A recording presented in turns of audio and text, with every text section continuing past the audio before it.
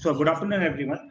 My topic is radiation-induced lung injury in immuno-oncology area. As already mentioned by Dr. Goyala, that is a very important topic because nowadays we are treating patient right, left, and center with the immunotherapy, and the immunotherapy has been in combination with the CTRT as well as in the upfront setting of the metastatic non-small cell lung cancer. So, what is radiation pneumonitis? So, basically, it is the inflammation of lung due to radiation therapy of the thorax. So, this is the basic definition of radiation-induced pneumonitis. Its incidence rate varies between 15 to 40% depending on various risk factors. The onset of radiation pneumonitis is generally within first 9 to 12 months of after the completion of radiation therapy, with a peak onset at 1 to 3 months. There are various risk factors. First is the elderly population, the diabetes, COPD, PFT parameter, and concomitant taxane-based chemotherapy, and obviously interstitial lung disease. As you can see in this picture, there is a small volume lung disease in the pre-RT era, and then after completion of radiation therapy, there is a diffuse ground glass appearance in the left side of the lung, so which is called the radiation pneumonitis. The symptom onset is generally gradual and it precedes the development of radiological changes. The most common symptoms are dry cough and exertional dyspnea. However, the patient can also have low-grade fever and the chest pain. The most important diagnostic history is the radiation therapy to the thorax. The classical radiological sign is straight non-anatomic border corresponding to the radiation portal, which gives you a clear-cut diagnosis of radiation-induced pneumonitis. The CT thorax is more sensitive than X-ray of the chest. The mechanism of radiation-induced pneumonitis is that the ionizing radiation causes double-strand DNA break as well as the reactive oxygen species, which increases the infiltration of interleukin-1 alpha, interleukin-6, the TGF-beta, and TNF-alpha, so which eventually produce the radiation-induced inflammation of the lung. Now, how do you grade the pneumonitis? There are various grading mechanisms, but most important are CTC and RTOG. Grade 3 is whenever there is a severe symptoms and the oxygen is indicated, it's called grade 3. And if it is steroid may be required. And in grade 4, life-threatening respiratory compromise and urgent intervention is indicated, for example, tracheostomy or intubation. In CTC, in RTOG, severe respiratory insufficiency and continuous oxygen or assisted ventilation is required. What is the incidence of pneumonitis in stage 3 non-small cell lung cancer? As you can see, I have highlighted 3 trials, Proclaim RTOG 0617 and Convert trial of small cell lung cancer. Grade 3 or higher, which is symptomatic radiation pneumonitis, the rate is approximately 1.8% versus 1.8 and the 7% in RTOG 0617. So the rates are very low if we plan the radiation therapy portal to a properly planned way. Now, what are the predictors of radiation pneumonitis? There are various clinical predictors, biomarker predictors, and the dosimetric predictors. We will talk about dosimetric predictor. V20, the volume of the total lung minus receiving 20 gray is called the V20. So, as you can see in this picture, mean lung dose, and the V5, volume of total lung minus PTV receiving 5 gray, and the forced expiratory volume in 1 second, and the DLCO values are also the predictor of radiation-induced pneumonitis. So, lung doses and pneumonitis risk, V20 is the most important factor and it is significantly correlated with the incidence of pneumonitis in a number of prospective studies and trials, and the mean lung dose. If you can see here, if the V20 doses increases, then the chances of symptomatic pneumonitis also increases, as can also be seen in the Gaspar et al. Paper. If the V20 is less than or equal to 35%, the chances is 4%. If it is increases to more than 35%, it increases to 10%, and it also impact the median overall survival because it's a life-threatening complication if not diagnosed early and treated properly. So coming to the risk stratification for radiation pneumonitis, so David Palma in an individual patient data meta-analysis has classified the patient risk into high risk, intermediate risk, and low risk. If the patient is receiving paclitaxel plus carboplatin and if the age is more than 65%, it is classified as high risk. If the patient is receiving etoposide and cisplatin-based combination chemotherapy and the V20 is less than 25%, it is low risk. If the V20 is more than or 25%, it is considered as intermediate risk. And same, if the V20 doses are increasing, the chances of symptomatic and fatal pneumonitis also increases. So we need to be very careful as far as the lung dose parameters are concerned. Now coming to the immune checkpoint inhibitor and radiation. From the preclinical and the mice models and the clinical data, we know that the radiation therapy augments the effect of the immunotherapy. How it does that? It increases the release of tumor-specific antigen and specific T cells. It also alters the tumor microenvironment, allowing more tumor-infiltrating lymphocyte into the tumor. environment. And there are upregulation of targetable tumor marker, especially PD-1 or PDL1, and the major histocompatibility molecules. It also enhances the effect of pro-inflammatory cytokine, example interleukin 2. Now, so what is the incidence of pneumonitis in the era of immunotherapy caused by immunotherapy alone? Overall, the incidence ranges from 3 to 6%, but it's a life-threatening complication. So the diagnosis is generally clinical radiological, but a diagnosis of exclusion if you have excluded all the non-infectious and infectious causes. The time to onset ranges from days to months, but it is generally less than or equal to 2 months in lung cancer. The radiographic patterns are generally organizing pneumonia, as you can see here, or non-specific interstitial pneumonitis here, alveolar interstitial pneumonia or here, or the hypersensitivity pneumonitis. So these are the four most common pattern of immunotherapy-induced pneumonitis.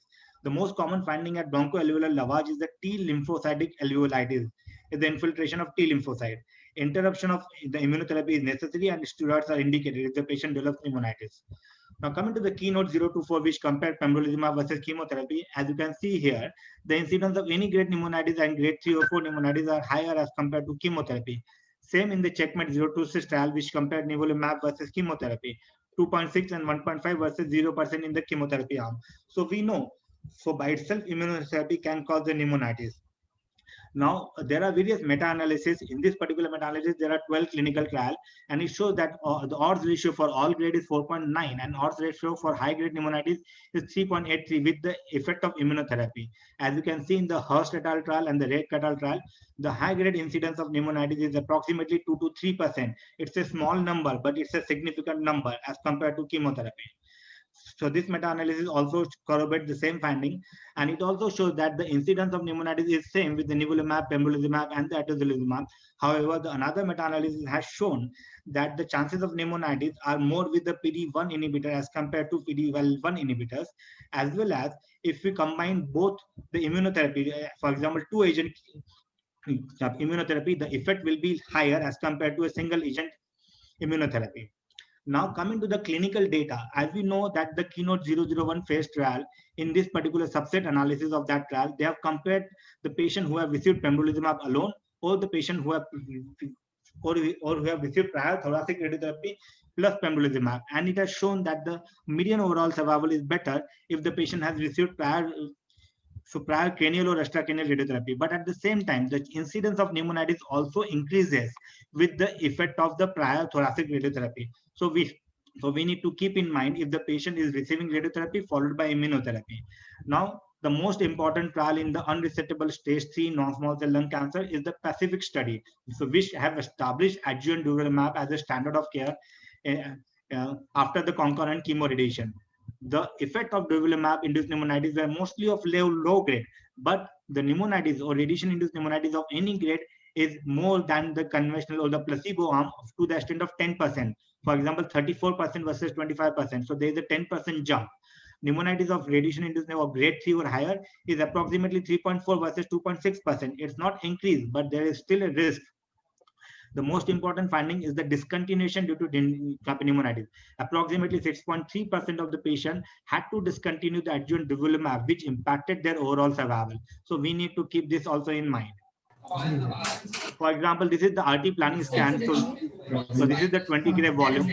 And as you can see, at the end of 3 months, there are radiological changes of radiation-induced pneumonitis in right lung as well as the left lower lobe of the lung. So because the 20 gray volume also involves that the left lower lobe of the lung. But at the rate of the 6 month and 9 month, the changes in the right lower lobe of the lung and the left lower lobe lung starts to appear disappearing. But at the 12 month, the durvalumab induced pneumonitis also appears in the right lower lobe where the patient has already received prior thoracic radiotherapy. So after the gap of 8 to 12 months, the patient developed pneumonitis where the radiation pneumonitis so changes has disappeared. Now coming to the effect of SBRT and immunotherapy. So PEMBRO-RT is a phase 2 randomized controlled trial where the pembrolizumab alone or after SBRT has been studied. SBRT was given to a single tumor site, 8 gray into 3 fraction. The outcomes are better in SBRT plus immunotherapy, but the immune-related pneumonitis is almost double, 5% versus 11% in all grade pneumonitis. Now, oligometastatic non-small cell lung cancer. This is a single-arm phase 2 trial. The local ablative therapy was given to all the metastatic sites. The median progression-free survival is 19.1 months as compared to 6 months but the pneumonitis developed in 5 patients, and all 5 patients received prior thoracic radiotherapy. So the effect of radiation and immunotherapy is not only on the clinical response but also on the pneumonitis. Now there is a phenomenon called the radiation recall pneumonitis, which was previously seen in the predominantly with gemcitabine and the taxane-based immunotherapy, but it is also seen, but it is also been seen in the immune checkpoint inhibitor. The mechanism is unclear, but the inflammatory reaction in the previously irradiated area is there, and it shows the increased level of biomarker, for example, T infiltrating lymphocyte and the TGF beta or elevated CD4 by CD8 rapid ratio. The radiographic patterns are similar to immune-mediated pneumonitis, and it has also been shown and demonstrated that patients who develop radiation recall pneumonitis also have a durable response to immune checkpoint inhibitors. Now coming to the management guidelines as proposed by ASCO, if there is a grade 1 asymptomatic and it involves less than 25% of the lung parenchyma, we have to hold the immunotherapy. And if it is a grade 2 and the symptomatic pneumonitis and it involves 25 to 50%, we'll have to hold the immunotherapy also, as well as to start the steroid, the prednisolone. If it is grade 3 and grade 4, we'll have to permanently discontinue the immunotherapy and also start empirical antibiotic, also the steroid, prednisolone or methylprednisolone. So these are the important management guidelines proposed by ASCO.